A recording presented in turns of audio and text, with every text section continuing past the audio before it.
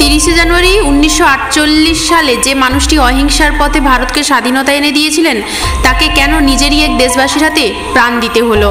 খুনি ছিলেন নাথুরাম গডসে। তার ক্ষোভের প্রধান কারণ ছিল গান্ধীজির কিছু রাজনৈতিক সিদ্ধান্ত, যা তিনি হিন্দু স্বার্থের বিরোধী বলে মনে করতেন। বিশেষ করে দেশভাগের সময় ভয়াবহ দাঙ্গা চললেও গান্ধীজি তার উপোস বা ফাস্টিংয়ের মাধ্যমে ভারত সরকারকে চাপ দিচ্ছিলেন যেন পাকিস্তানকে দ্রুত 55 কোটি টাকা দিয়ে দেওয়া হয়, যা চুক্তিমতে তাদের প্রাপ্য ছিল।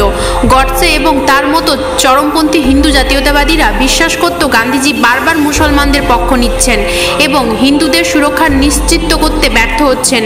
গডসের মতে গান্ধীজি এই নীতিগুলি দেশের ভবিষ্যৎকে বিপন্ন করছে।